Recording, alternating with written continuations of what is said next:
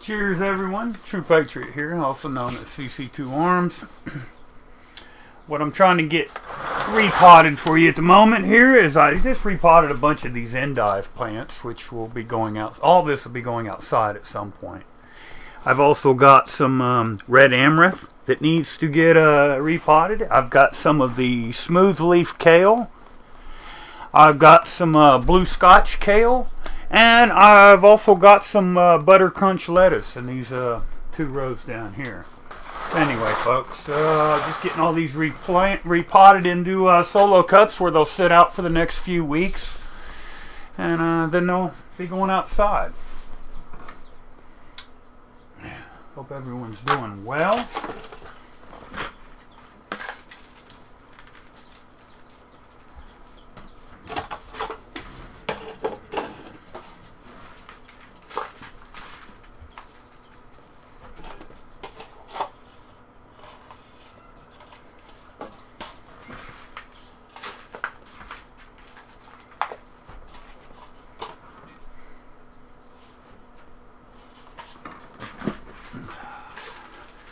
Be my first year growing the red amaranth. I've never grown those before. I'm really curious to see how they work out. Excellent root structure. Good deal.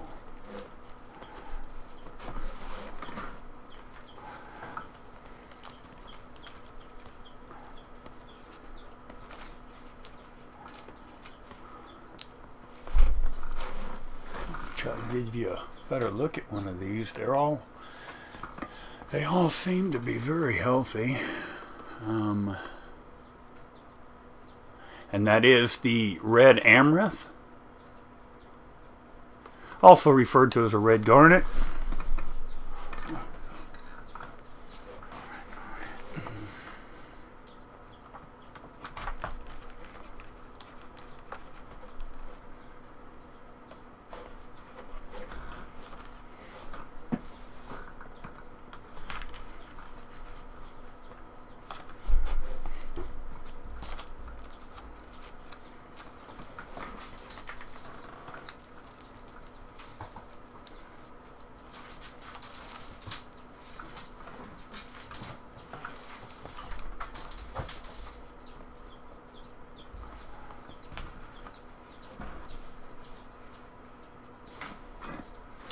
Perth Observer, how is it going, friend? I'm transplanting the red amaranth and this kale and some lettuce.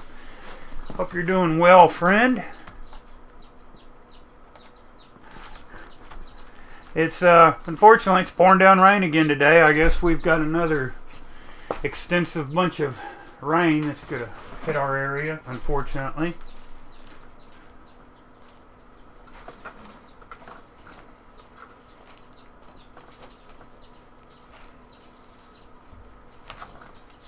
Yeah, trying to get I need to get the tomato trays, the tomato seeds germinating. I'm a couple weeks behind with that endeavor, and I keep being lazy and finding creative excuses to put it off. And meanwhile, I didn't want anything to happen to this amaranth. It was time to transplant it. So I figured since that was making room by getting rid of some of these trays, getting those out of the way, with that extra space I'd have, I could go ahead and get my first few trays of tomatoes in. I just got done transplanting some endive.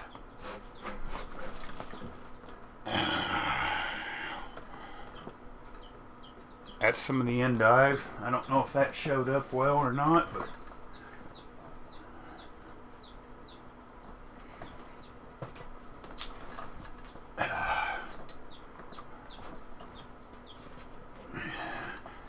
I don't have as much lettuce growing this year as I have in years past. Don't know. I've just been kind of behind on some things. Bongs up. Cheers, friend. Thank you for being here. I'm just getting some seedlings transplanted. This is some endive and some just now started potting up some of the red amaranth.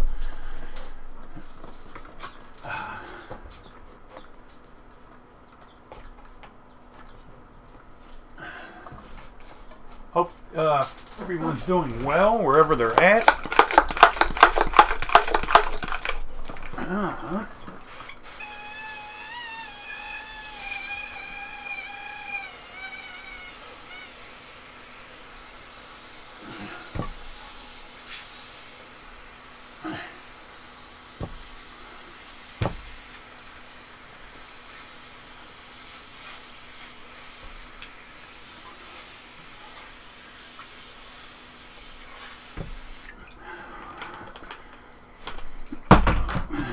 I guess I need to label a few more of these.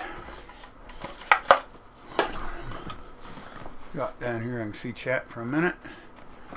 We'll go ahead and, before we get it too completely, thoroughly, 100% soaking wet, and we'll take a moment and medicate just a bit. Nothing but some organic flour. Cheers, dabs up, bongs up. Smoke them if you got them.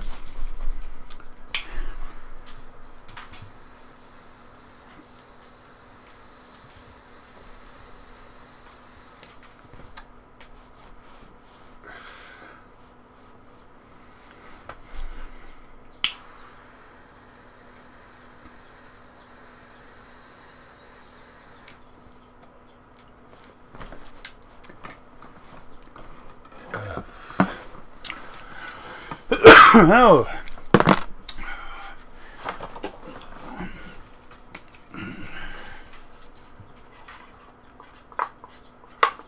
One thing I'll point out is if you're ever working with multiple strains or substrains of any plant, keep up with labeling. Keep up. Anytime you do anything, somewhere notate it to yourself and to the world what you've done. Because there's nothing worse than sitting there looking at 40, 50, 60 plants of the same species but different varieties, and you can't figure out what the heck you're looking at because you didn't label them good enough, or maybe you didn't label them at all.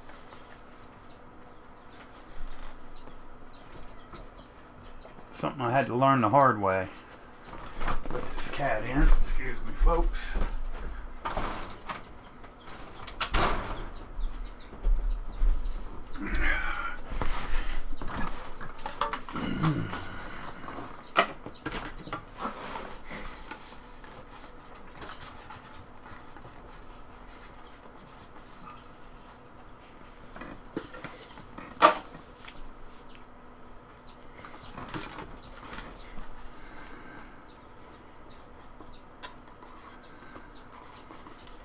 The red amaranth, I'm using it for the flowers. I want the flowers, I want the seed.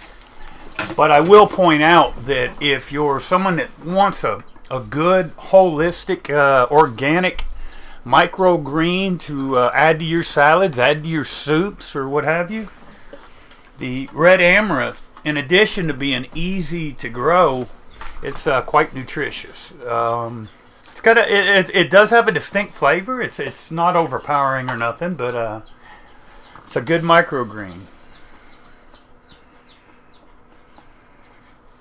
And that is the red amaranth.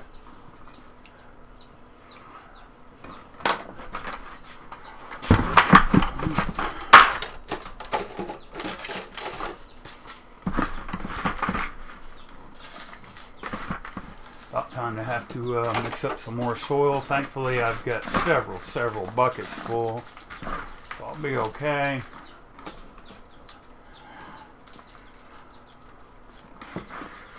But I'm about to have to mix up some soil, and the reason I say mix up some soil,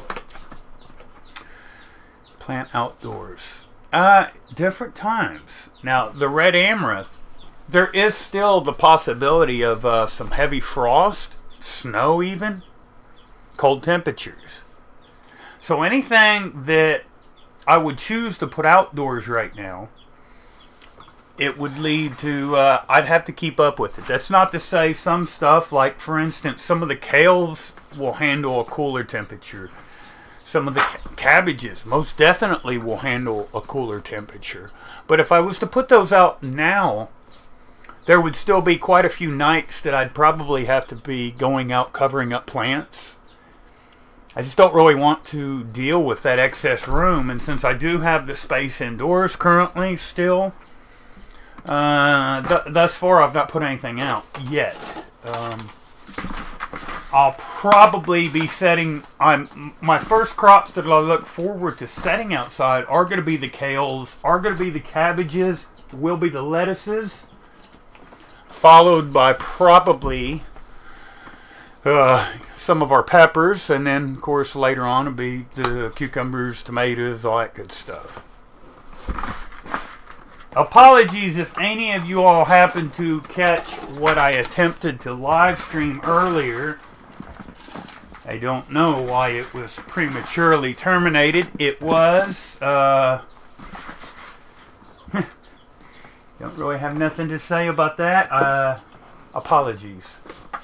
It happens to us like that on YouTube sometimes.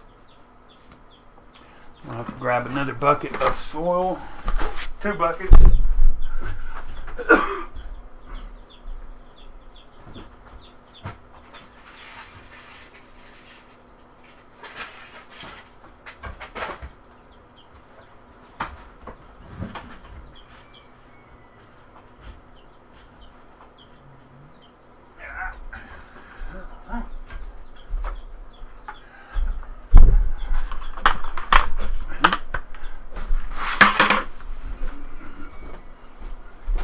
Folks.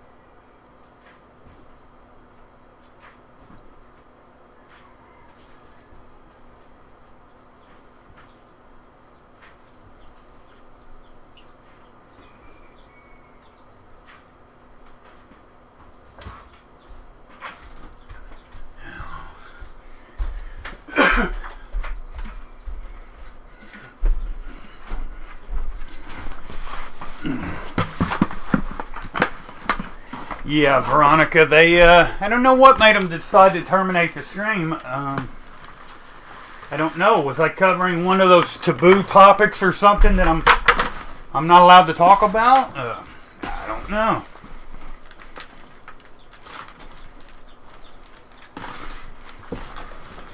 Now, since these have been in seedling trays, and the seedling consists of nothing but cocoa core and perlite, they're to the point where they've first gotten their first few set of true leaves.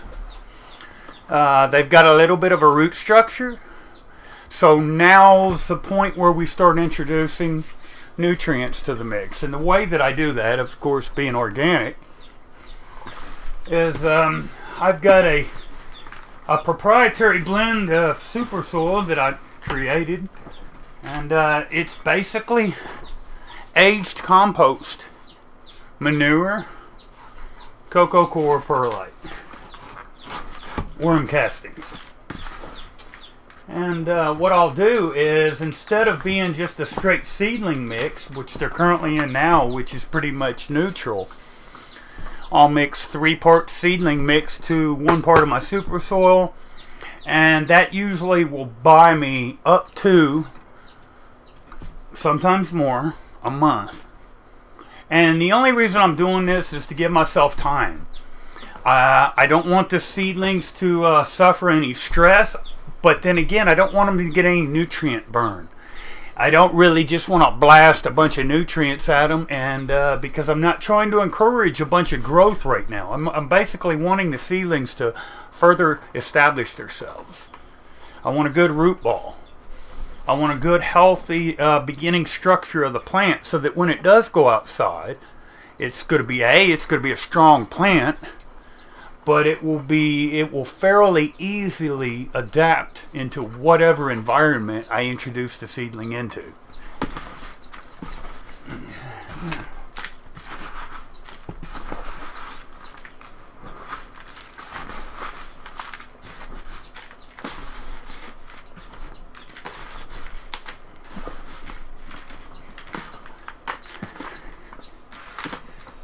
And you figure, this is just a light, very, very, very light, airy mix. Let me see if I can show you all some of this so that you can see what I'm working here. And this stuff will just, if I were to sprinkle it, I mean, it will just, it's just light, as fluffy as it can be. And that's good, because that allows the roots to pretty much take over fairly easy without having to struggle much to get themselves established. And you know, what's that saying? The bigger the roots, the bigger the fruits. Yeah, so we like a good healthy root structure.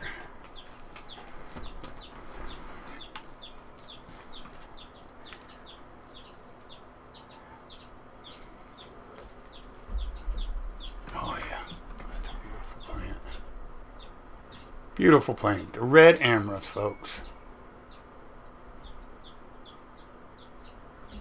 Just a beautiful, a deep, not really a burgundy, but a kind of a cross between a maroon and a burgundy. And there are different phenotypes or different individual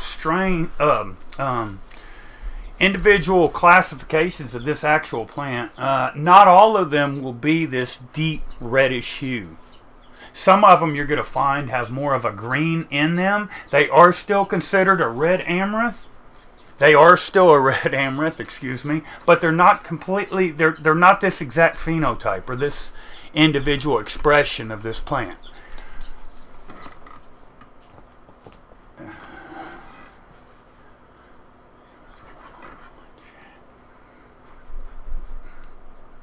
Yes, a whole heap of love, Earth Observer. It's all a labor of love, every bit of it.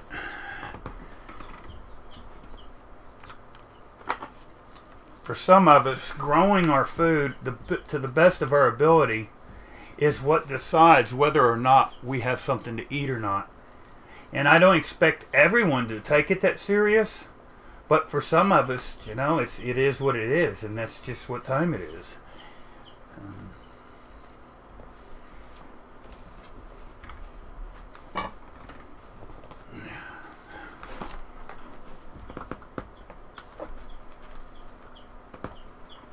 I will say that I got almost 100% germination success on the red amaranth, telling me that it is a hardy plant. That within reason, anybody should be able to grow it.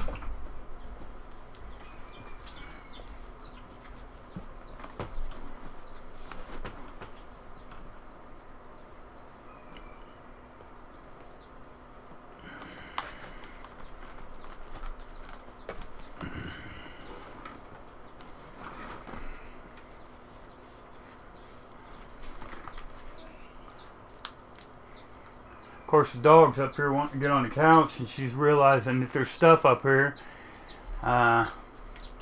It's fun when you get to working with as many plants as I do, and you've got the animals to contend with. It's definitely well, an adventure, for lack of a better way of putting it. Oh yeah, I'm gonna add some more water to both of these.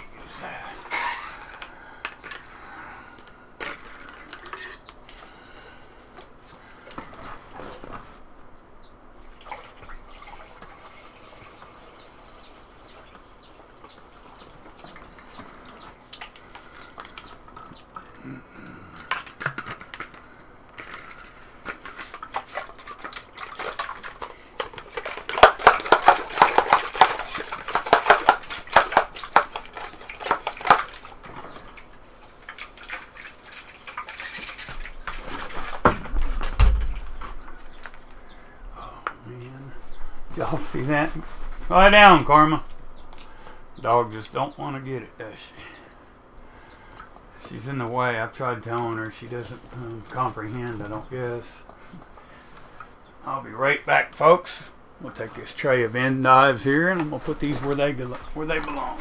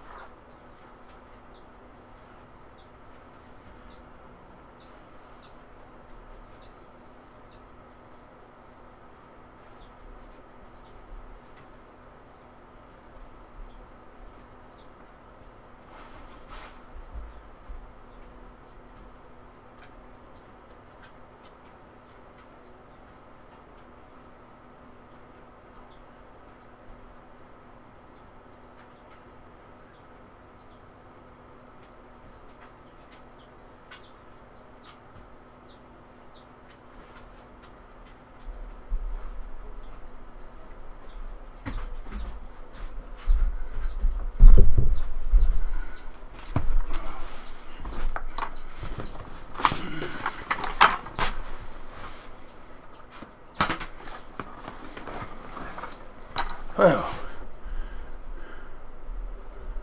watching them going back and forth, checking shit out. Yes, yes, yes, yes. It's most definitely an adventure.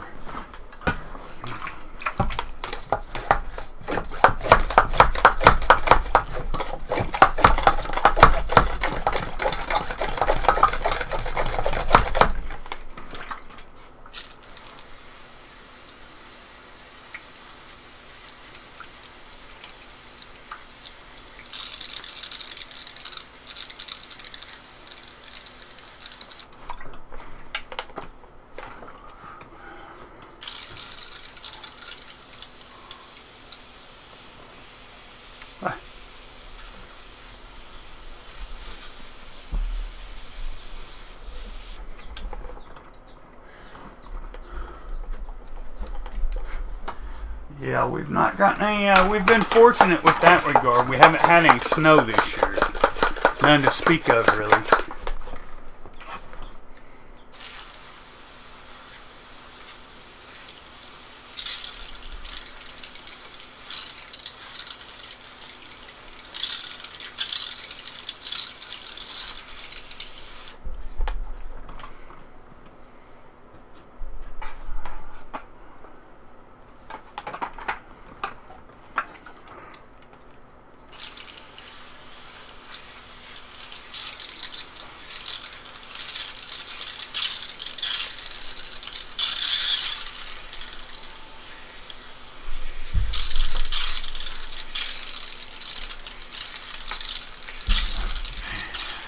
No, I didn't shoot that cat, spray that cat with a squirt bottle. That'd just be mean. Alright, maybe I did a little bit.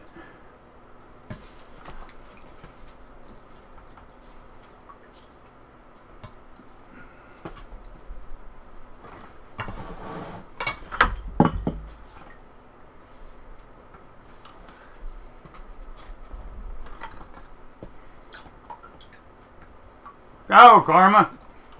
We'll spray you in a minute.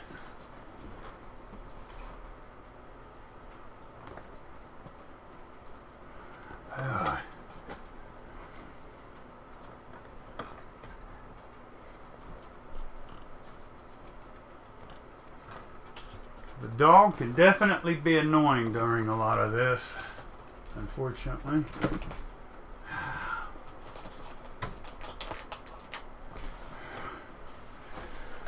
Only got a few more of those red amaranth to repot, thankfully, and then I'm going to move into some of these kale, excuse me. And here's this chat. Yes, the dog's very interested. She, most of them,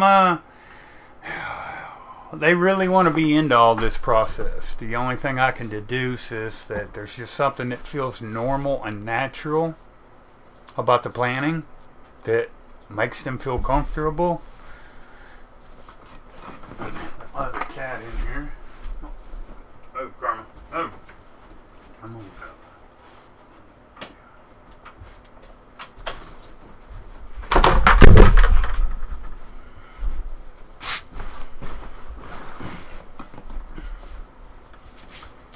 Pen.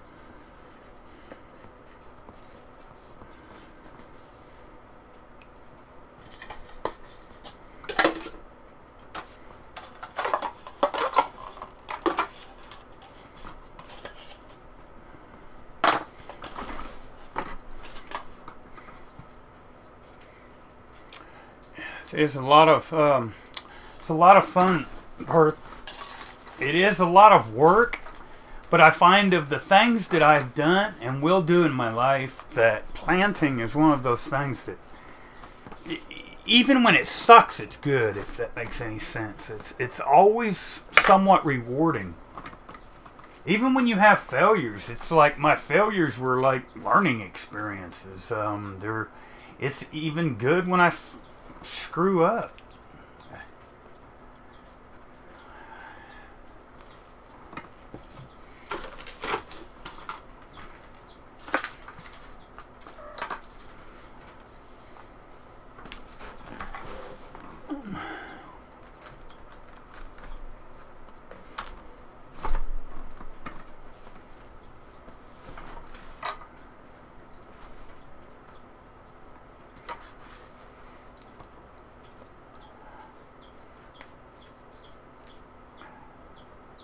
I don't know if the camera, if the microphone and the other one are picking it up, but you all should be able to hear the my baby chicks in the background. That's been interesting the last several days.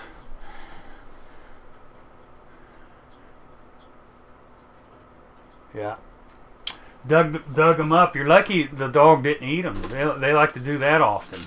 Dig your plants up and eat them. I guess it depends on what specific plant you're growing. Last year, Karma would pick off cucumbers off the vine. And the one time my buddy said, "Did you know your dog eats cucumbers?"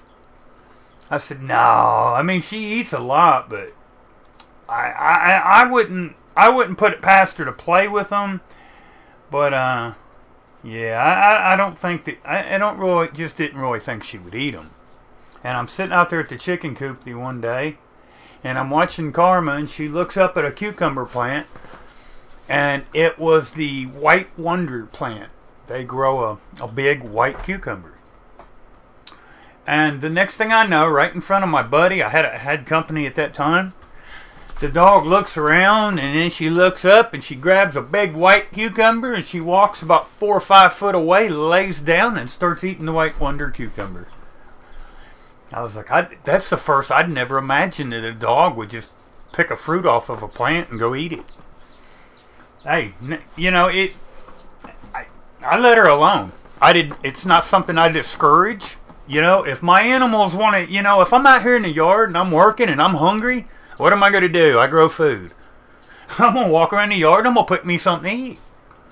And I always, when I have company, whether it be locals in the community or an animal, hey, I don't discourage it. I really don't. Most of the flowers that I grow are not because I think they're aesthetically pleasing, although I do, but they're to attract different bugs, different animals, different birds. I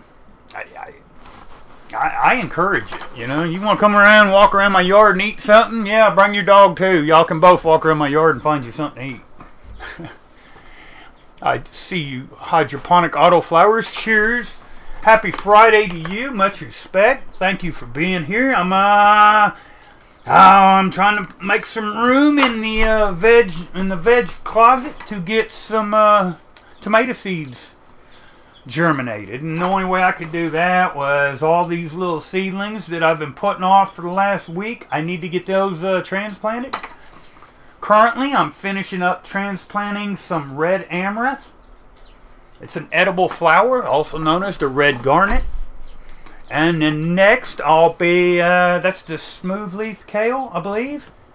Then we'll be transplanting some butter crunch lettuce. And then I'll finish it up with the blue scotch kale. Thank you for being here, friend. It is appreciated.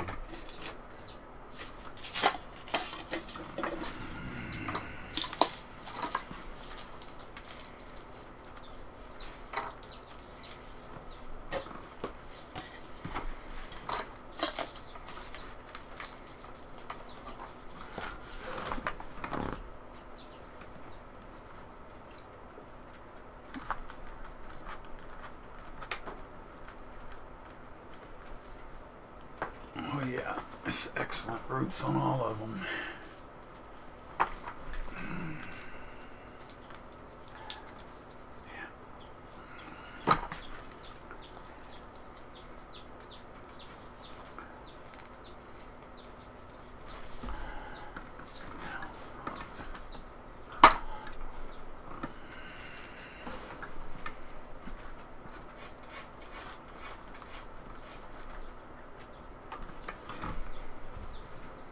Just a beautiful plant. I just can't get over the color of these things. I mean, that is just gorgeous by any standard. I mean, it doesn't matter who you are. That's just a beautiful plant.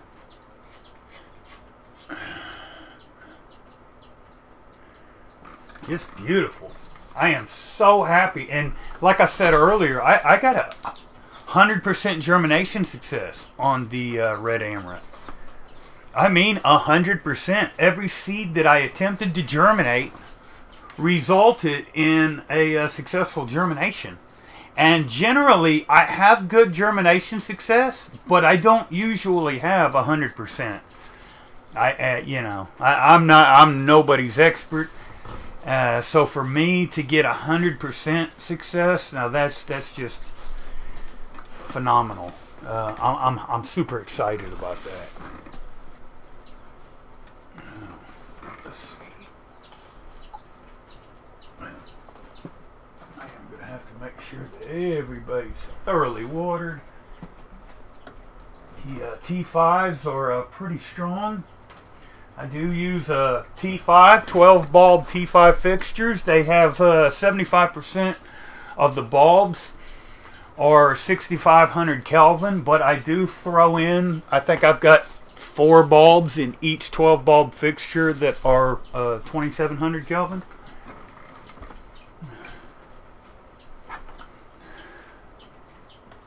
Now,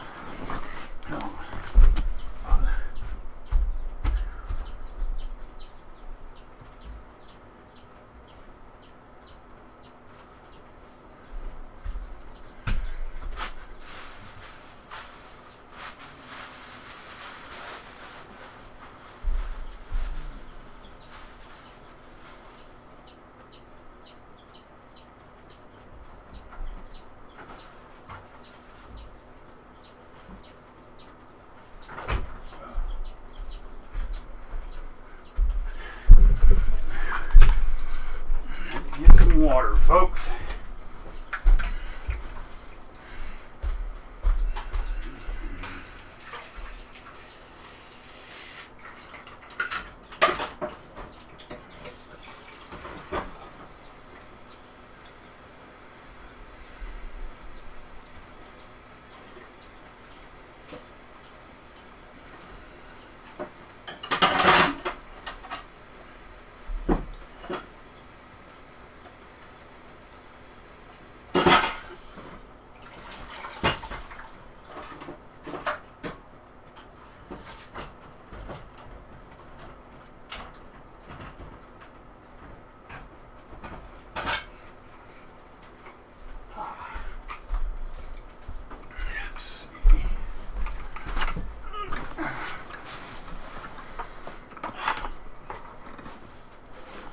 Be right back. Need coffee. Yeah, a cup of coffee would be nice. I've just got to get more of these. Great dude. Cheers, friend. Thank you for being here.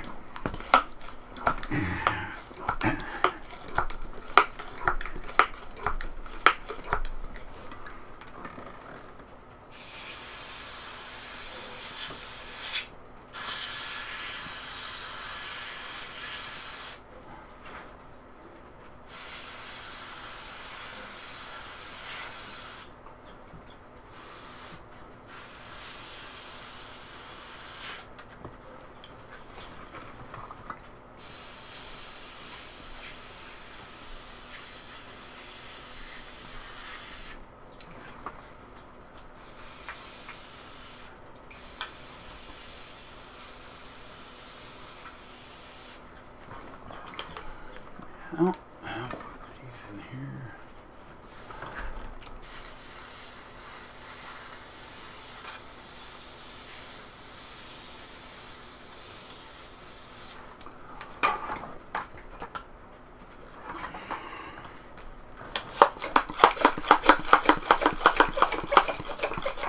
Oh.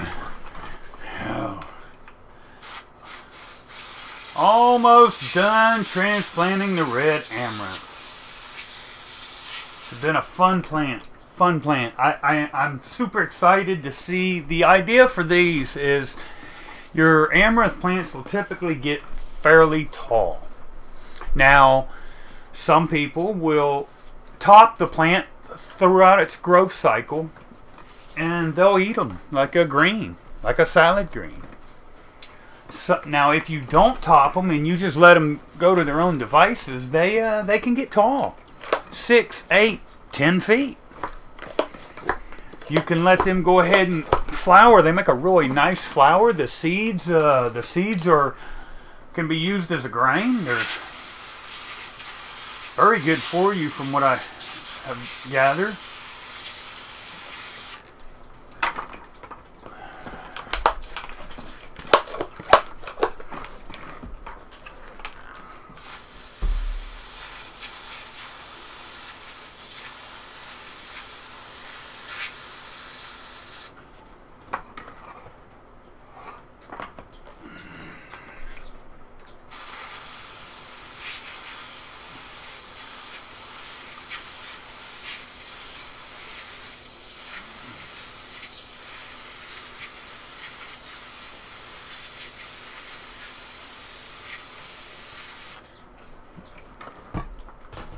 Let them soak up some water.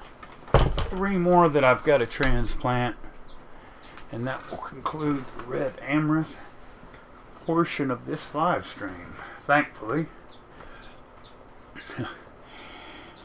I say thankfully because I've grown quite a few of them. I'm going to get me a cigarette, folks. Unfortunately, bad nasty habit.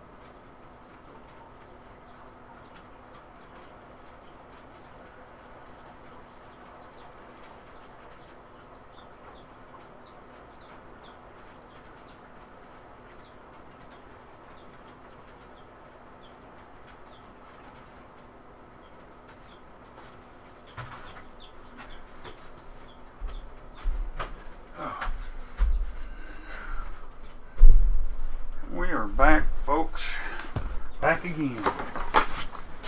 That's what I missed down here in chat while I was running off. Nothing. Aren't you a quiet bunch today? Hope everyone's doing well. I hope everyone has, if everyone hasn't went out there and grown something so far this year, I hope it's something that you've given some thought to. Whether you're growing for the purpose of your own medication, or you're growing for food, Or maybe you're growing for a reason as simple as teaching your child how to nurture, how to become closer bonded with nature. Or maybe you're trying to emphasize the symbiotic relationship between yourself and the plant world. Whatever your reasons, growing is one of the most wholesome, thought-provoking, profound things you'll go through in life.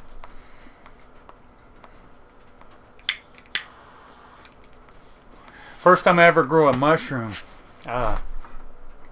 it's an experience that I can't really verbalize. There's not a way that I could talk about it that would make logical sense or that would convey the true meaning of the experience to you. I will say that any of you that maybe it's not food, maybe you just got a house plant that you've had for 10 years. I'm sure you know, you've gotten to know that plant to the point that you know when it needs water. It's not something that's spoken about. The plant says, hey, motherfucker, I need some water. And you say, oh, shit, I've been forgetting. I'm sorry, I'm on it right now. You have a connection, a bond with that plant. Well, that bond isn't just between yourself and that plant. That bond is a natural part of a symbiotic relationship, an interdependent relationship that you have with nature. Nature was meant for you to interact with it. Simultaneously, you were meant to interact with nature. Nature needs you, however, you likewise need nature. And that's a bond that you're not getting from the grocery store. You're not getting it from your microwaved package of food. You're not getting it from the fucking fake plant that you put as a centerpiece on your dinner table because it matches the other decor in the room.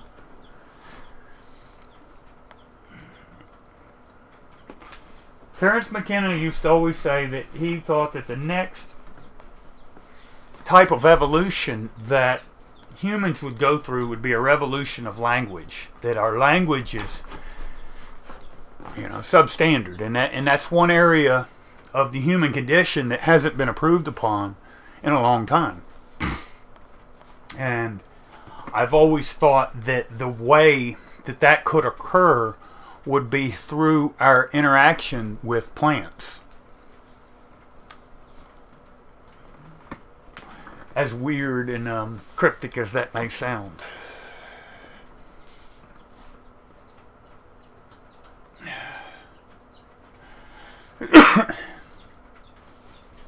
Try to finish up this cigarette. I don't really... Now, I will smoke in front of my plants. I'm not some of these people that, But I don't try to sit here and smoke a cigarette and handle my plants. There are some, tomatoes specifically. If you've got nicotine on your hands, if you've been handling your tobacco and then you go to messing with your tomato plants, you'll make them sick. They will not do as well. It's just a fact. Here listening. Earth Observer, you're here listening. Well, that's good, friend.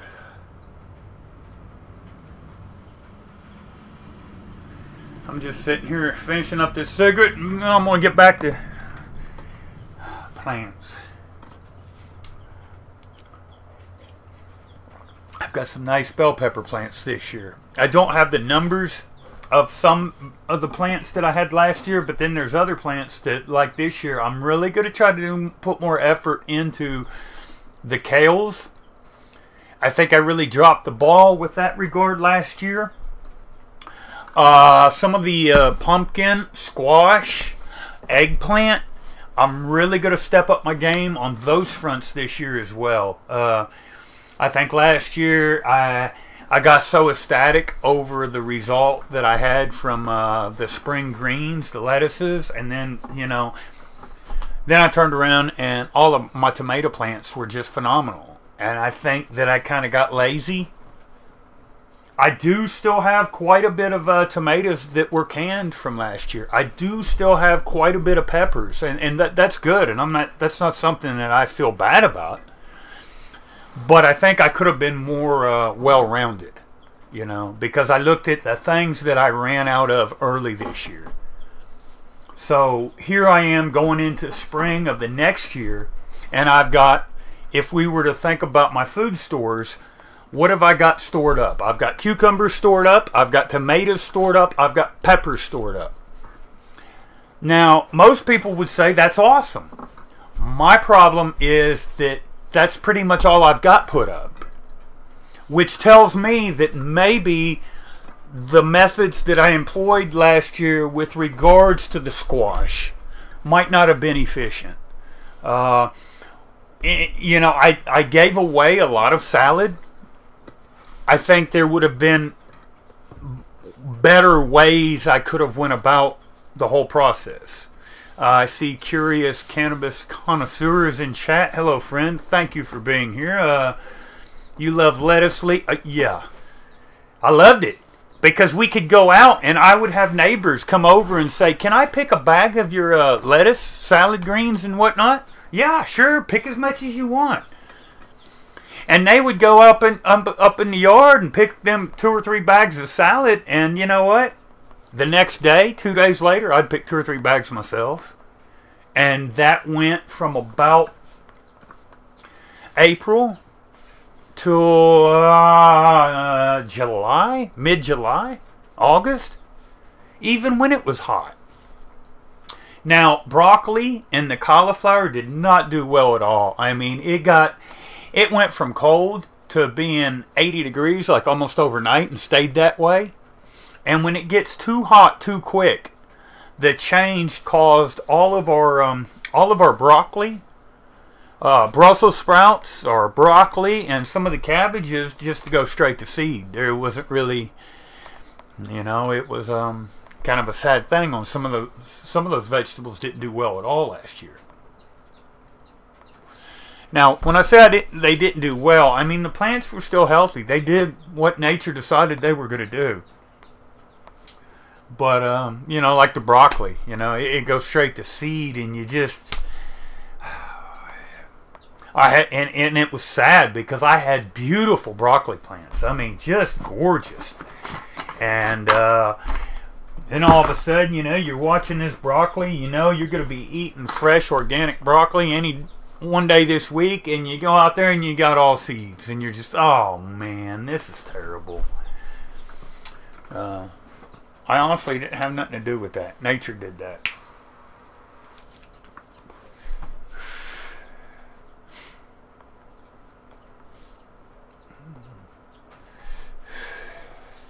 And I'm going to wipe my hands back down. Some good old antibacterial stuff here.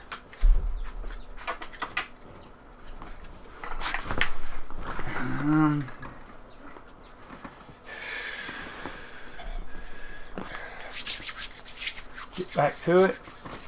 Get these last 3 kale planted up, potted up. Then I'll be on to move on to this smooth leaf variety of kale. Yeah, woodchucks, that would definitely wreak havoc, wouldn't it? Again, to reiterate, we are going from a straight cocoa, a mixture that consists of about 30% perlite to about 70% cocoa. We're going from that mixture to a mixture that consists of about 70% cocoa core and perlite to about 20% compost, aged compost, and about 10% perlite. It's still a very light, fluffy mix, but it does have a little bit of a nutritional value, whereas the cocoa perlite is a neutral substrate. I'm doing this because I'm into my 2nd and 3rd set of true leaves. The plants, the seedlings, all have a basic root structure developed. I'm wanting to encourage this next stage of vegetative growth with all of these plants.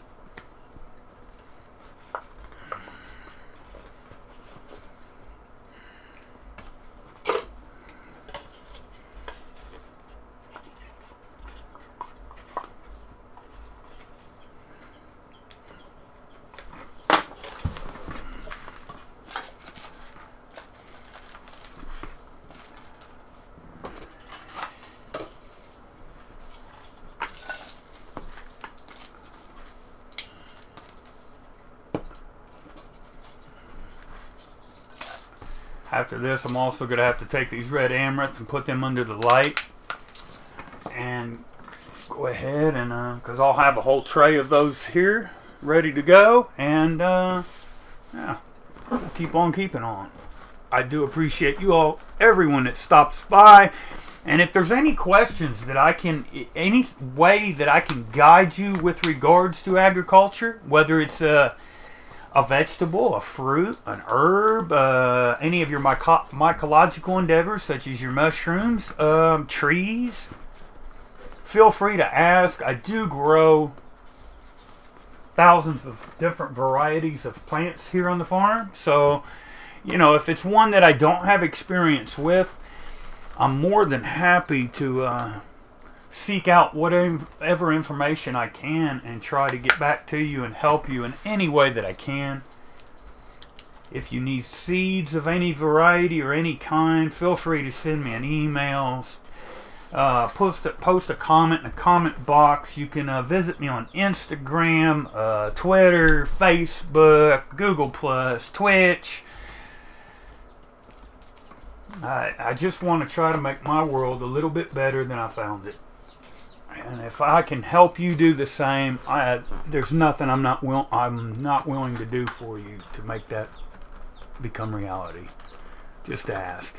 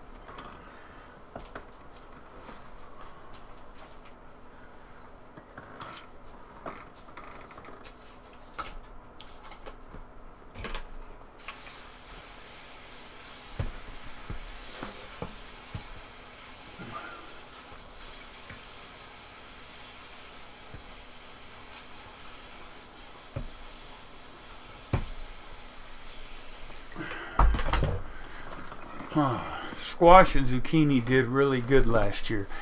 The zucchini did pretty good. Squash, I had a new variety that I did a couple other ones, but I did a yellow patty pan squash, and it did excellent. It really did good last year. And I was surprised. That was my first time ever working with that particular variety of squash. And so I didn't know how the result would be. And I don't know, beginner's luck. Nature was happy with what I was doing. Whatever the reason, the yellow patty pan squash did excellent. I do hope I'm really going to put a bunch of those plants out this year. Because that's an excellent variety. And it's like we had talked last year with other people. If you wanted to encourage a child to eat their vegetables, the yellow patty pan squash, that would be an excellent candidate. Some people would describe it as looking like a pie. Some people described it as like a little miniature flying saucer. But it had this really cute shape to it. And we tried it several ways. We did it with just fried it. We in some in a tempura, a batter, and fried it. We did it in just regular tomatoes and just cooked them in a pan with some butter. That was good. We cubed it up and we put it in into a vegetable beef soup. And no matter how you prepared it, it was good. It had a mild flavor, just an excellent squash. Now I'm going to put these, get these red amaranth, this tray of red amaranth put back up here, and I will be back in just a second, folks. There you go. See there? It's the red amaranth.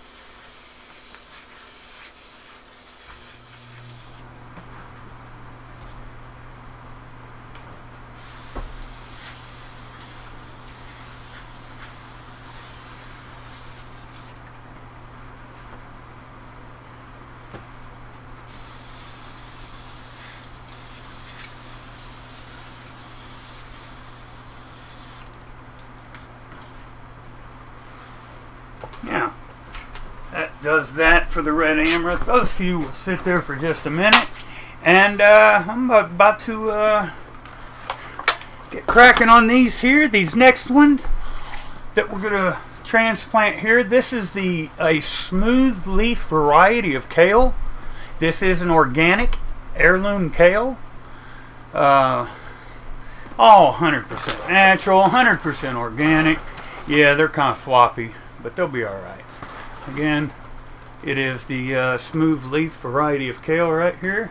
We just finished transplanting the red amaranth, also known as the red garnet, edible flower, another good plant. I'm hoping that it will, in addition to be add some aesthetically pleasing colors to the driveway. It's also another edible food source. Go ahead and think we'll take us a break for a safety meeting. Where's the lighter at? Oh, don't tell me the lighter disappeared. Oh, that's just going to be terrible. Folks, no, it's not. Here we go. Hope everyone's doing well. Cheers, chat. Jarrett Jordan. Hey, is this Will Mike 02? No, this is not Will Mike 02. Hey, but similar content.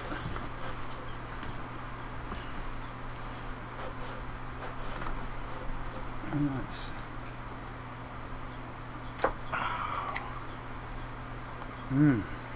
It's a lovely smell to it, folks.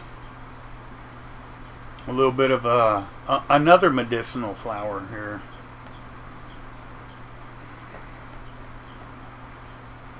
Medicinal flower of the Indica sativa hybrid variety.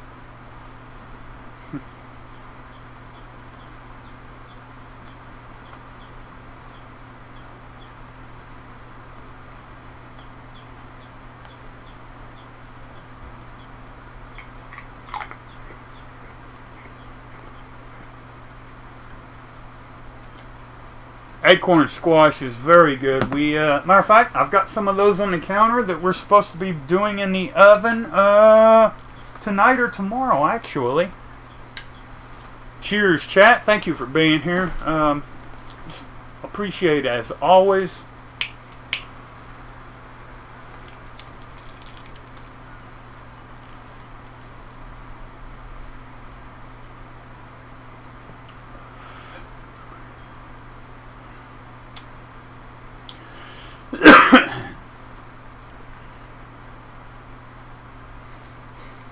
Gray dude, still 2 feet of snow there. Well, that's why you start all your plants indoors, so that snow is not the factor that it could be.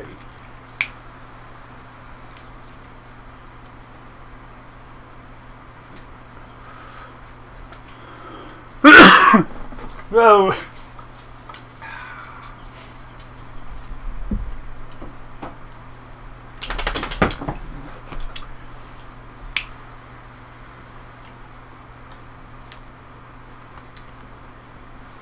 that's excellent. Excellent. But anyway, we gotta get back to work. These seedlings are not going to plant themselves. Now these smooth leaf kale are kind of leggy, so I am going to try to get them planted a little bit deeper to give them just a little bit more support.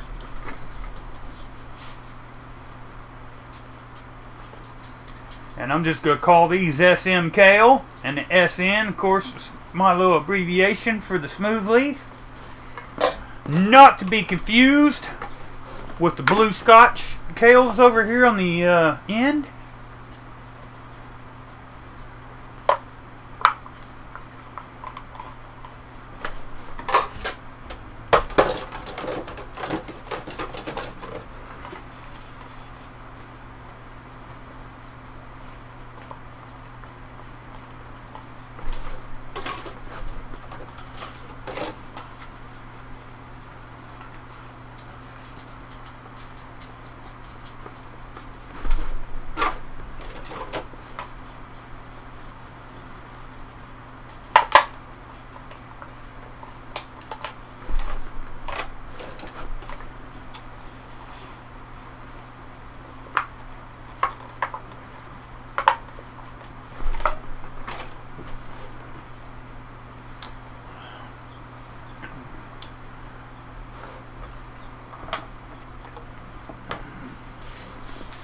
Yeah, he could have a shoe box with 2 23-watt CFL bulbs over top of the shoe box, and he could grow some lettuce. Lie down, Carmen. If that's what he chose to do. There is no excuse to not be growing something. Ever. There's never a legitimate excuse to not have something natural growing in your house. Maybe you're not going to eat it. Maybe you just want to be able to breathe fresh, clean air. There's always something that you can grow in the house. Always.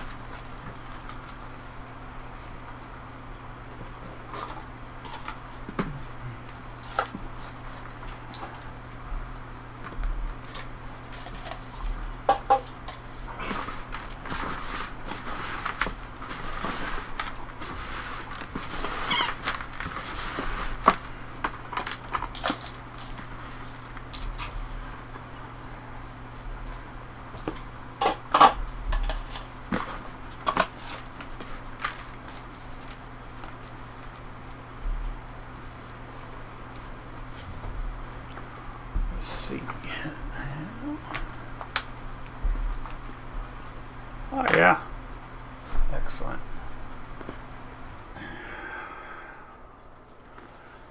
So this we can see this chat. Let me get to where I'm just trying to show you this here little kale plant. I'm trying to move the mouse with the wrong hand and it ain't wanting to work right. Smooth leaf kale, folks. It's your smooth leaf kale. Nice good root structure. See it coming all the way out of the bottom there. The plant is kind of leggy, and I'm just going to be real careful with her, and I'm going to bury her kind of a little bit deeper than I normally would. And anyway, that's how we're going to deal with that.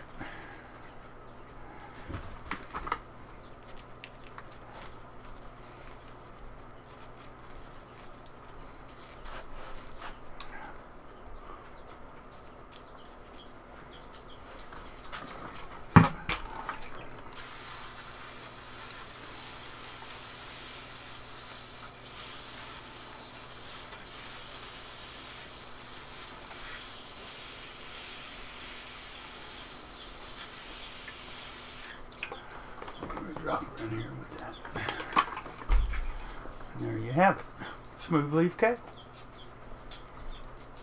And we'll just repeat this process 100 times, and there you have it.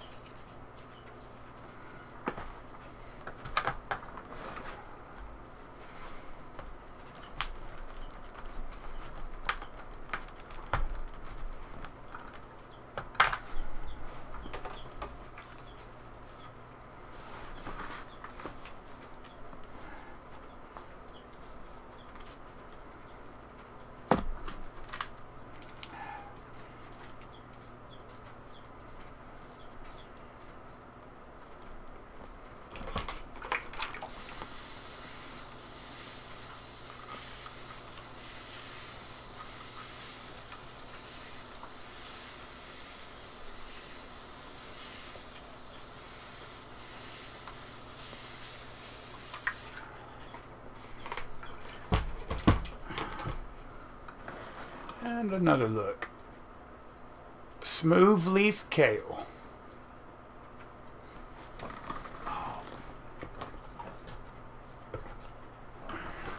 I can't imagine what my life would be like if I was forced to have to buy my food. Curious count. Non-GMO seeds are legal to breed. GMO seeds are not legal to breed because they have patents. Yeah, and most GMO seeds have terminator genes in them. You're not really going to breed them anyway.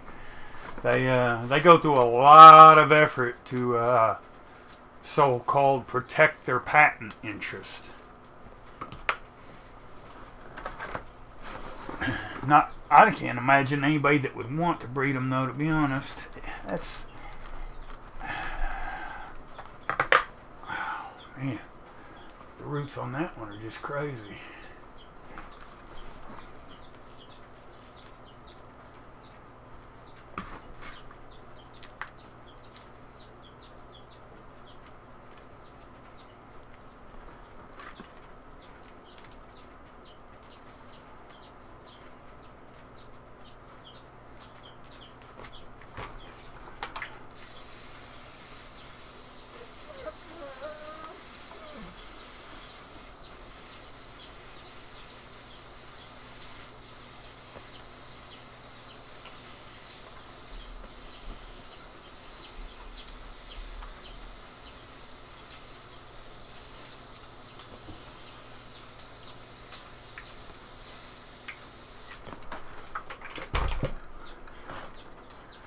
This is another good example. Definitely another good representation of the smooth leaf kale.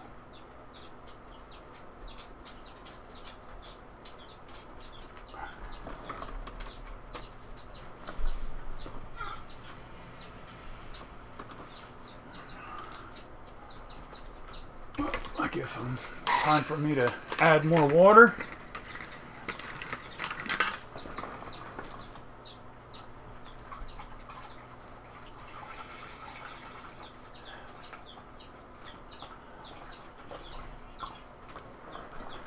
Let me grab me another jug of water, folks.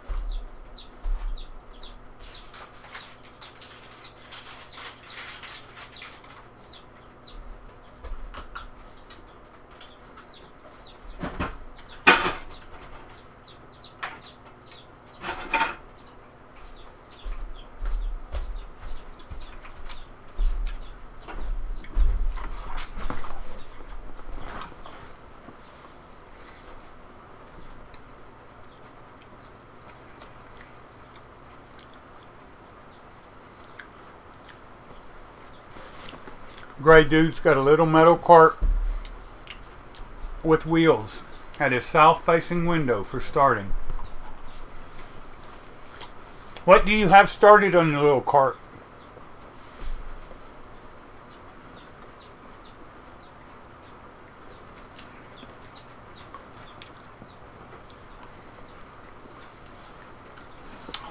Cheers, Lego 333.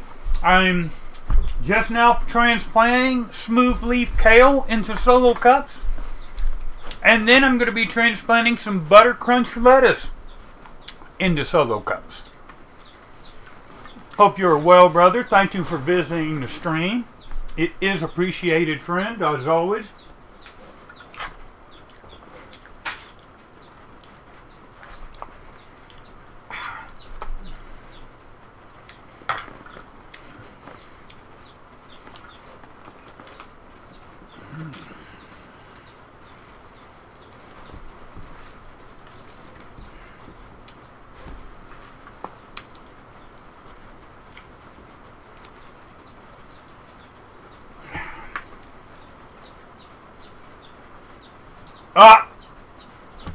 Gray dude can't say what. Never mind, Gray dude. I forgot. You probably shouldn't. You probably not in a position where you can tell us what plants are growing on your little metal cart. I wouldn't want you to compromise your security or anything.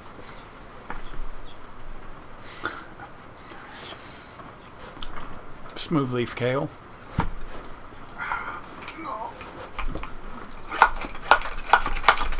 I hear the rain. Yep. Pouring down rain.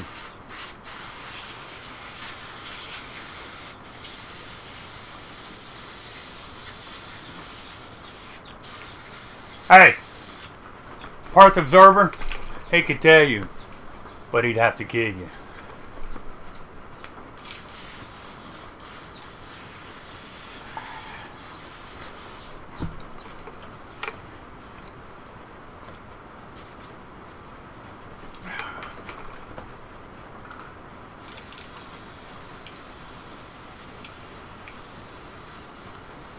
And for those just joining us, such as Lalo 333, if you are still in chat, brother, just before starting on this smooth leaf variety of kale, I transplanted the red amaranth.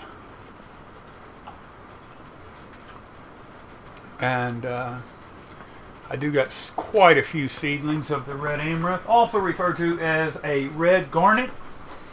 It is one of the few edible variety of flowers that when you get into growing, that pops up all the time. Some red amaranth. And the amount of uses for the amaranth plant, I started doing my research on it earlier this spring. I've never grown amaranth. And, man, they use that stuff, those plants, for a lot. I mean, just a plethora of different uses.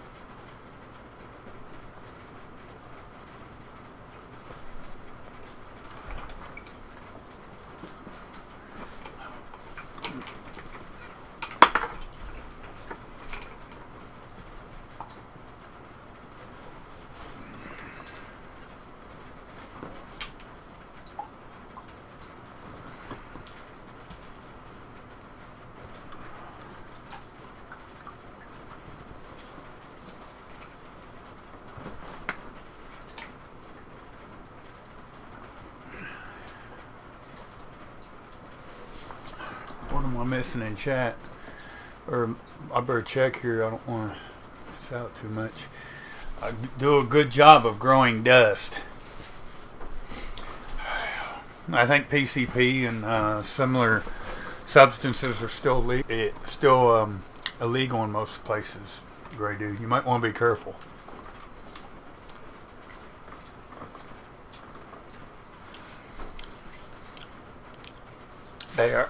Those things used to grow everywhere on my folks' farm.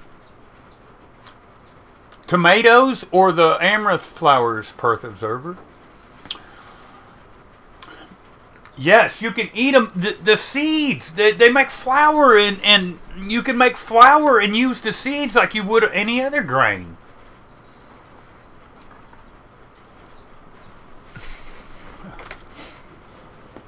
Alright. How many more do I got? 1, 2, 3 more, it appears, and then we're gonna be moving on to some, what's that? Some butter crunch lettuce. Oh man, I'm gonna have to go get some more solo cuts. Oh, the idea of going in the barn when it's, oh man, it's all wet, it's muddy, it's pouring down rain.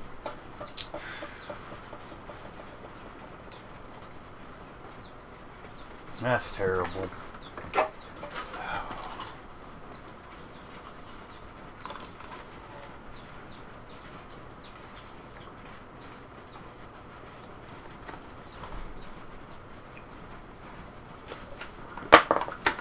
Dandelions. Yes, I like dandelions. I like dandelion tea. I like eating dandelions. I like eating the flowers. I like all of it. I like putting it in soup. I have not yet gotten to make a dandelion mead. However, I will point out that one of the uses that the Vikings had for mead wasn't just to get drunk and party on a Friday night. They made several different kinds of meads. It had a medicinal qualities to it. And when you get into researching the types of meads that they made and medicinal attributes that could be made for some of those, your dandelion mead. That's right, folks. They were making a fermented wine out of the dandelion plant and using it as medicine. Figure that one out. A lot smarter than I am. And they were doing that thousands of years ago. Somebody knew something. That's obvious. Cryptic Cowboy. Hey, friend, it's been a while. I was just thinking about you the other day, man. We'll have to do a live and, I don't know, drink a pint or something, sometime soon. Cryptic Cowboy, meet Perth Observer, a good friend of mine. There's a few decent people, everybody good people in chat. Curious Cannabis Connoisseur. Lalo 333 was in there earlier. Veronica, great dude. Am I missing anybody? I hope not. Jarrett Jordan. Yeah, just all around good bunch of people that have visited the stream today, and I sincerely appreciate it. I'm sorry that it's there's not more action. Yes, this is one of those types of streams where it could be tedious.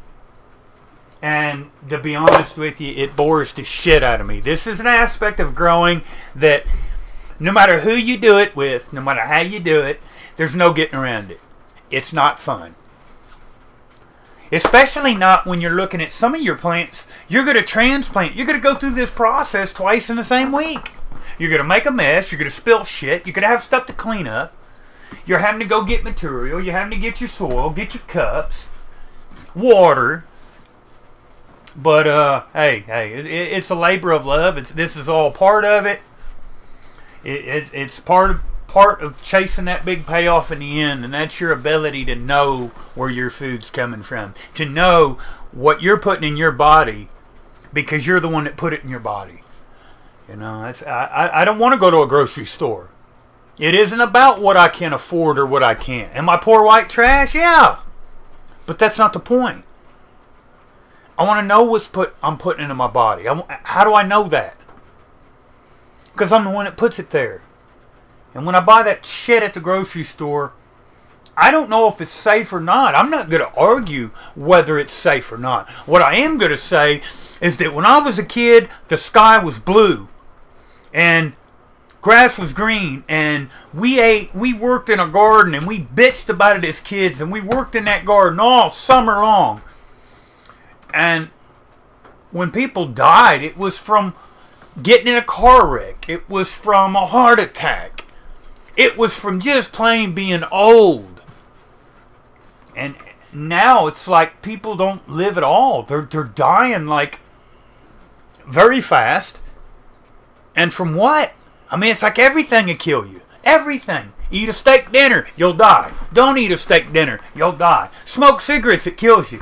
If you quit smoking cigarettes, it kills you. You can't eat pills. You do eat pills. Drink the tap water. Don't drink the tap water. I don't know. I'm not an expert. But what I do know is that the life that I'm expected to live today does not feel right to me.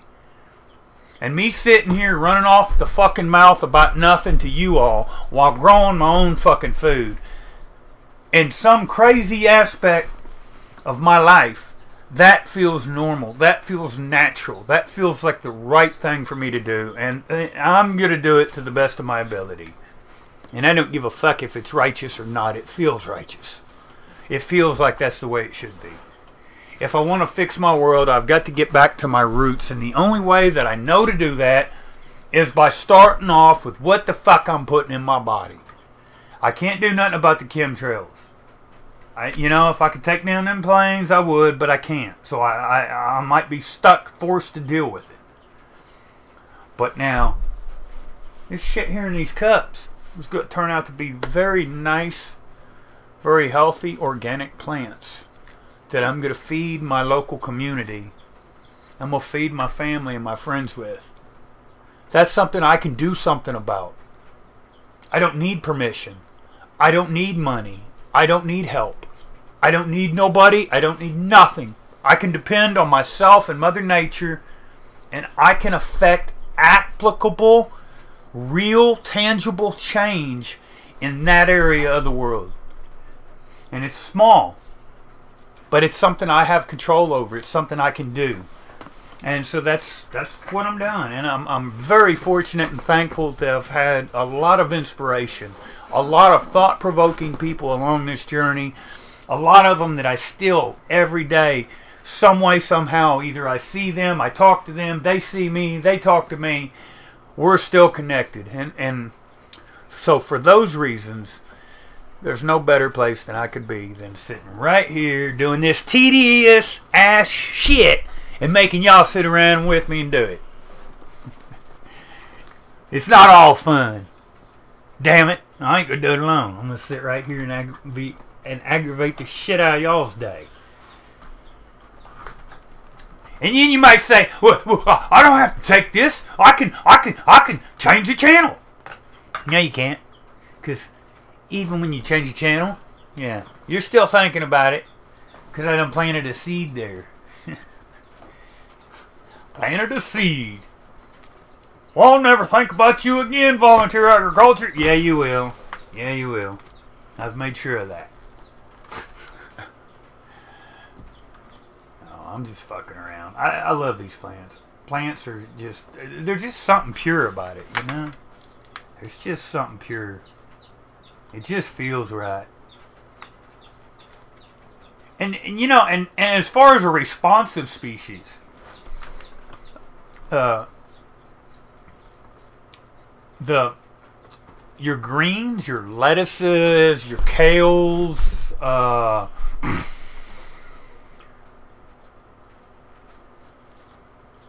they're usually real easy to please.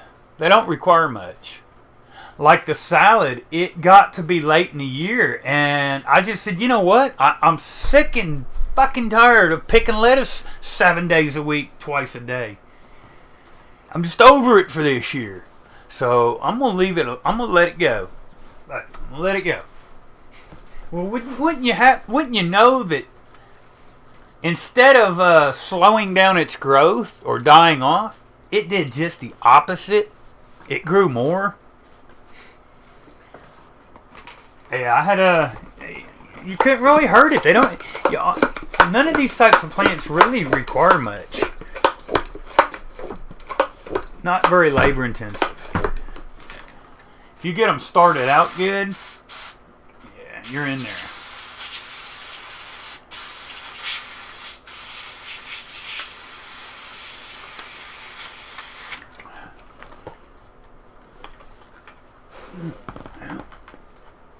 Two more. Oh, wow. We're almost there, folks. Got just two more.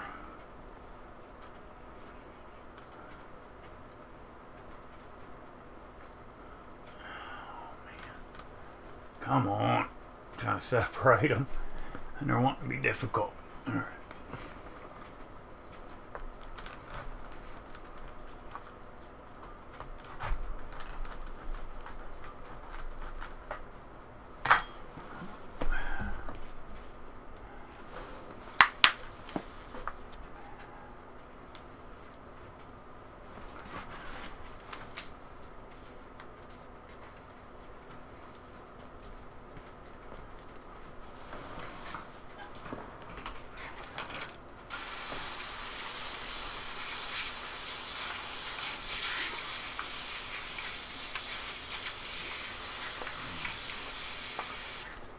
Yeah, sitting on the couch playing in dirt just feels natural.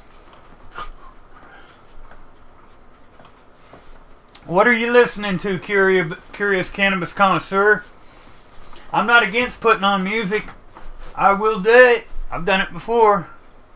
That one got broke off.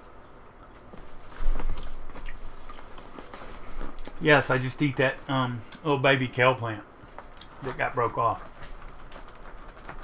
Did y'all see what I did? Oh, he's nasty. He ate a vegetable and he didn't even wash it first.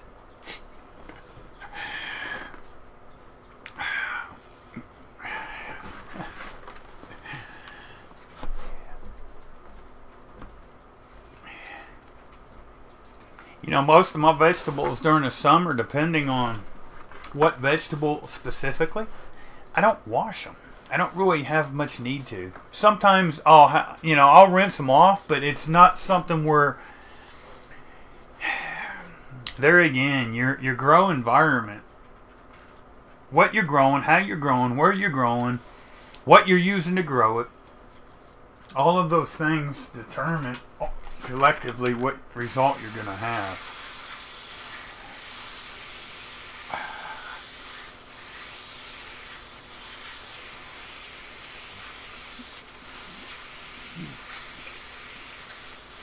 And there we go, folks. Now that concludes the smooth leaf kale. Next up, I've got some butter crunch lettuce that needs to get planted.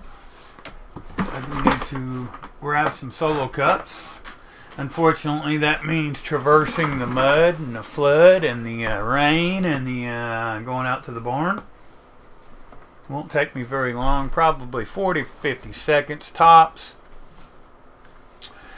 You are our music. Oh, Veronica, that's sweet. That's great. But we're going to get these. Where's the camera pointed? We are going to, next up, we're going to be getting these. Ah, I'm just making it worse. Damn shitty camera. Oh, come on here. Next up will be these two rows here. And these two rows, this is butter crunch lettuce, followed up by, lastly, you see we just planted a smooth leaf variety of kale. This right here is the blue Scotch variety of kale. I've got some of that. I did just get done transplanting the red amaranth. As well, I also just got done transplanting the endive. I've still got, I don't know, 9 other varieties of greens that over the course of the next couple weeks have to get transplanted. A lot of stuff's going to start going outside, hopefully within the course of the next 2 weeks. And I'll be right back, folks. I got to run to the barn, unfortunately, and grab solo cups.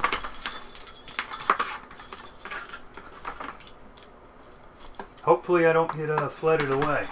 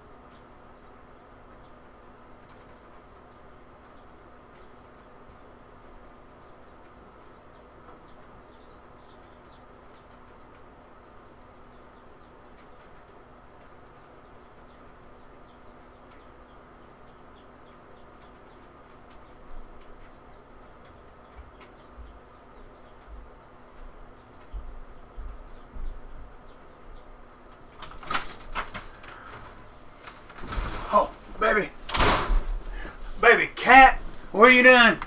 Oh, troublemaker. Oh, it's a troublemaker cat. And I'm back, folks. Had to grab a rather large stack of solo cups. Tired of running out every time I try to do something. See what I missed while I was gone. Perth Observer, you're still here. Curious Cannabis Connoisseur. Veronica.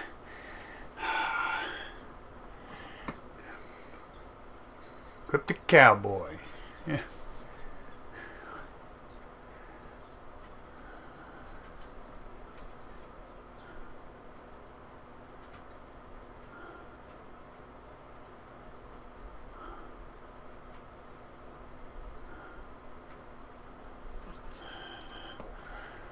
What was that? You was talking about your brother earlier? Perth Observer. That sucks. They probably don't know their fucking ass from a hole in the ground, unfortunately. It's amazing the people that get tasked with being in care of others. Where do they pick them? How do they pick them? I mean, you go to a nursing home, a so-called convalescent center, or a lot of those facilities, and it's just, man, the people that are caring for our loved ones, it's appalling. Butter crunch. Butter crunch.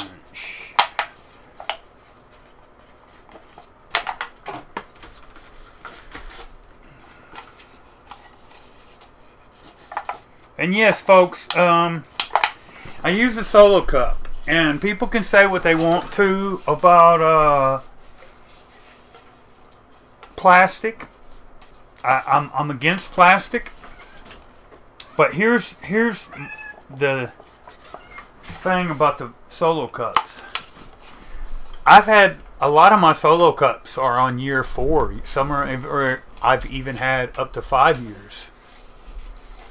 So although that there is an environmental detriment impact initially, I think that over time, if I had to look into, like, let's say I used disposable peat cups or other options that there are out there, I think that over the course of the big picture, I think that the environmental impact is less. And that's why I use the solo cup. Some people agree, some people disagree. It's what I feel most environmentally conscious using.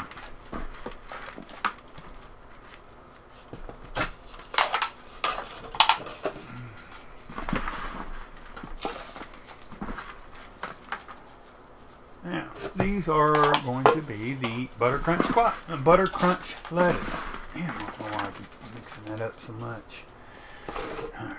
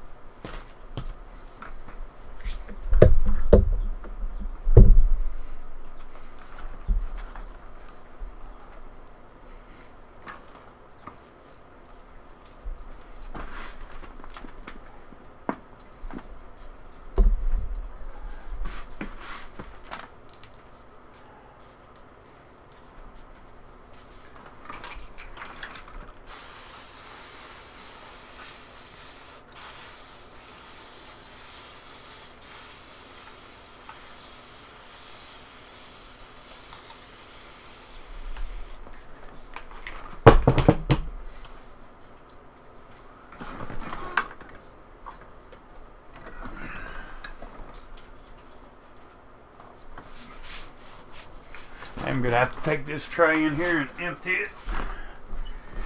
Pardon me, apologies for my frequent and sudden absences.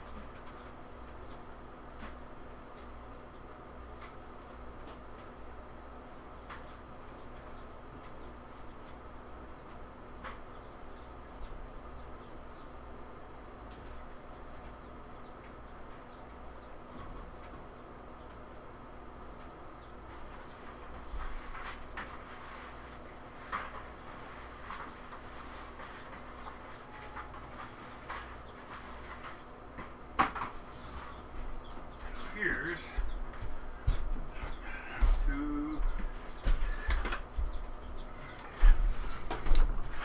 Well, scissors.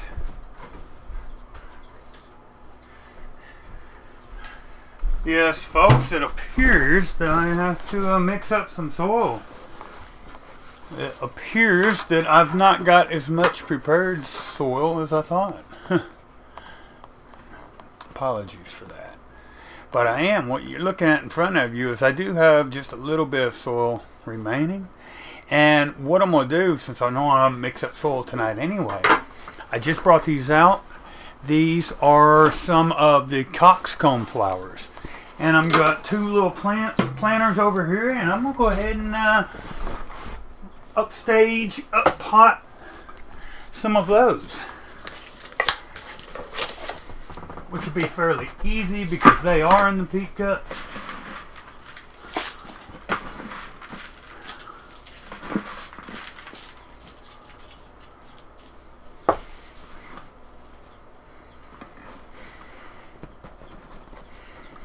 Now, let me see which ones I want. Oh, definitely want that big one right there.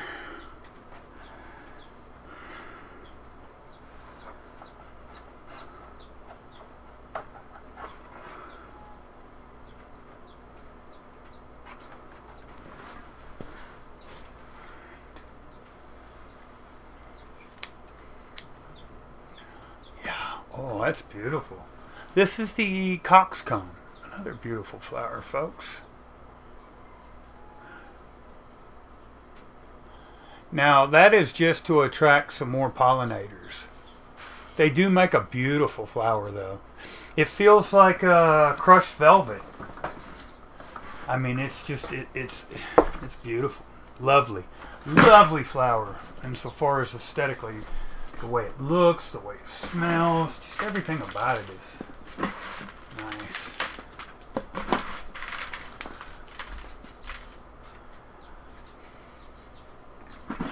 They are very sensitive to transplant shock. Their roots really don't like to be messed with. So something to keep in mind. You do want to, for the most part, leave the roots alone if you can.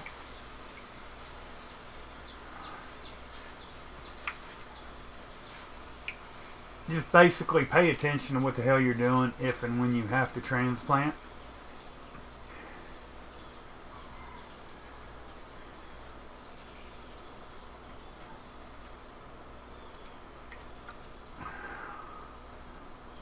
I will say that so far I've not had any issue out of them.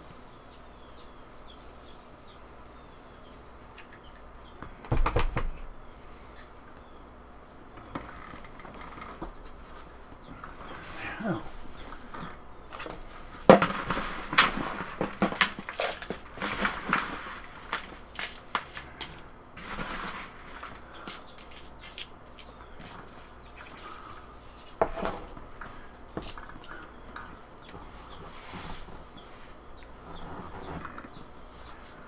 Yeah, another nice beautiful one here.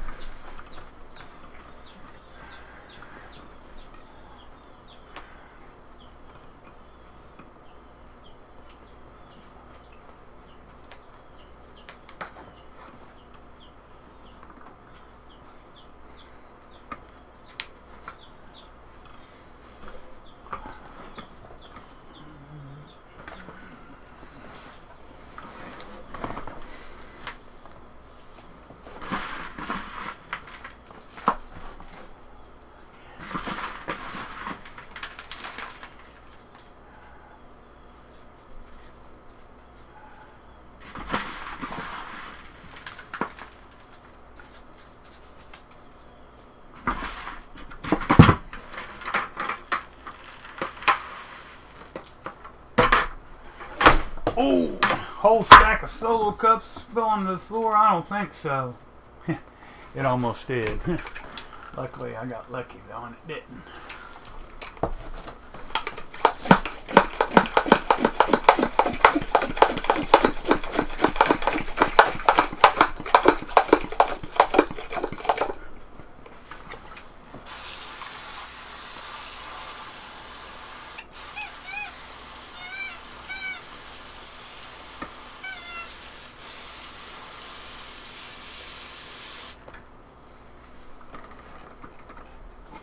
There you have it. There's 2 coxcomb plants just transplanted. Oh, I love it. I love it. All the plants. Beautiful plants. Beautiful plants. Kind of remind me, I feel like the Bob Ross of plants. The Bob Ross of the plant world. What Bob Ross was to painting, I am to botany. Yes, perf, they are healthy. I'm really curious to see how they work out over here. I did get these from an elderly friend, an elderly mother of a very close friend that passed away. And myself and others, we told him when he passed that, you know, we'd look after his mom as best as we could. And I love plants, and she loves plants, and it's always a big thing. She'll let me come and get pawpaws out of the yard, and apples and blackberries, and I'll give her tomato plants, and she'll share recipes with me. And I was real excited because 2 years ago I got the coxcomb seeds from her, and I didn't mean to not mess with them last year. I had so much other stuff going on, it just never happened. Where am I putting them right now, great dude? I'm putting them underneath some 12 bulb T5 super high output lighting fixtures.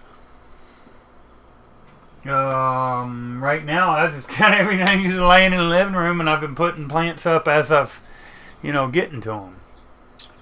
I'm probably going to ultimately put the coxcombs. I've got a wild rose bush, and I've cleaned out a straight line, and that line of wild roses goes up the hill. And what I'm going to try to do is come in about 3 or 4 foot in front of that line of wild roses and put these coxcomb. It's just part of a outdoor natural flower feature thing that I'm, just doing for shits and giggles because I like to play with plants.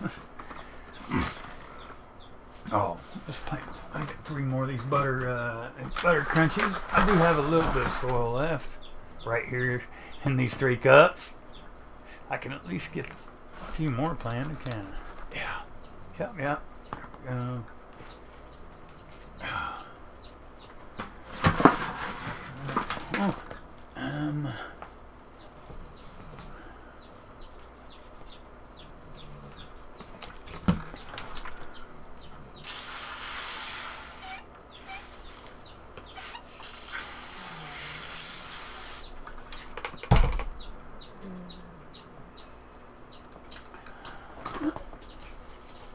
Again, that is the butter crunch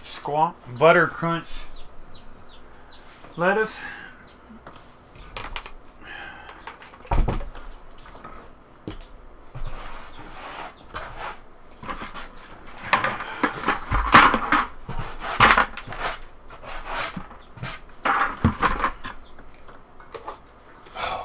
When you start to feel overwhelmed, either take a drink of some alcohol. I'm just kidding. Alcohol is not good for you. Smoke a medicinal plant. Or think just a good positive thought. Hold your breath, count to 10. Let it out. No matter how bad you think things are, they can always be a lot worse. No matter what the heck's going on in the world.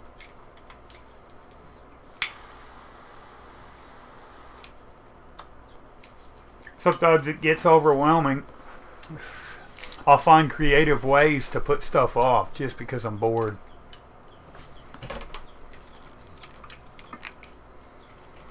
Half gallon. Just a little sprayer. Reverse osmosis filtered rainwater.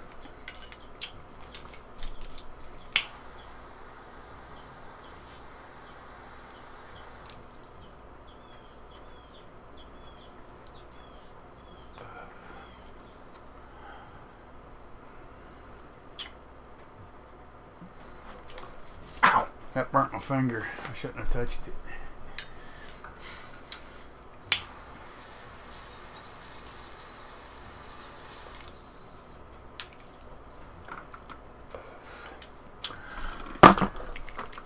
back to it. Oh, I can't believe I'm out of soil already. I mean, the idea of going out in the swamp, going out in the yard and mixing up soil, oh man, that's gonna so suck for me. I mean, I guess I gotta do what I gotta do, but damn.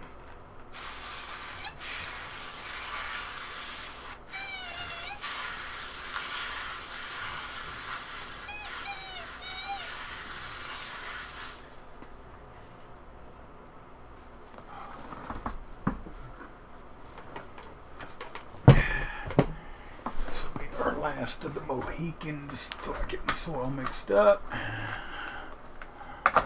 Oh, heck of a root structure on that one. This is the butter crunch lettuce. Oh.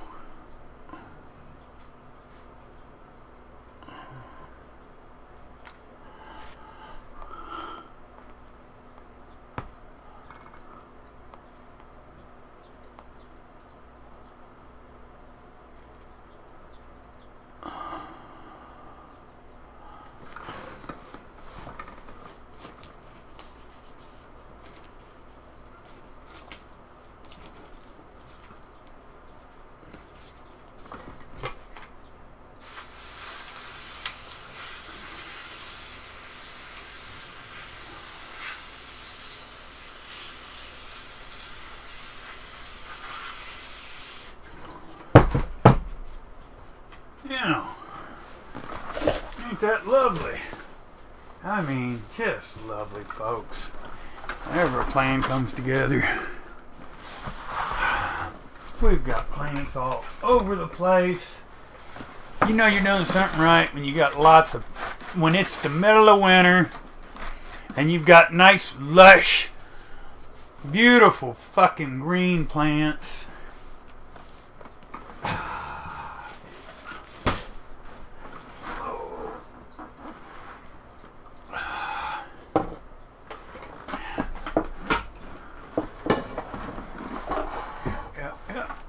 More plants, more plants. That's just excellent. That's excellent.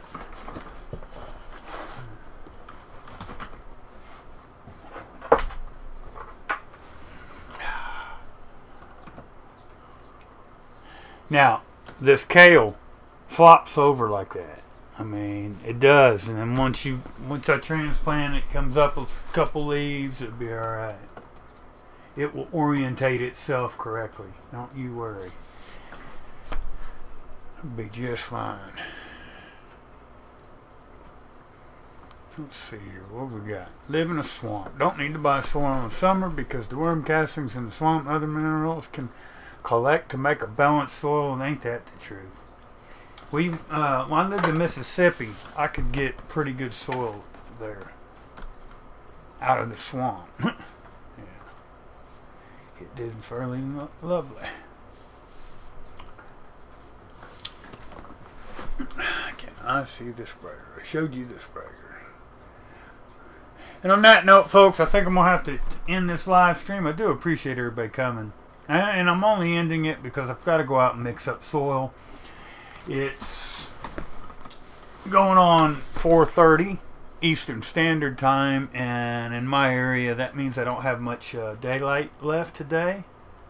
I do appreciate everyone taking the time to stop by. Curious Cannabis Connoisseur, Gray Dude, Birth Observer, Veronica, Cryptic Cowboy, Lalo 33,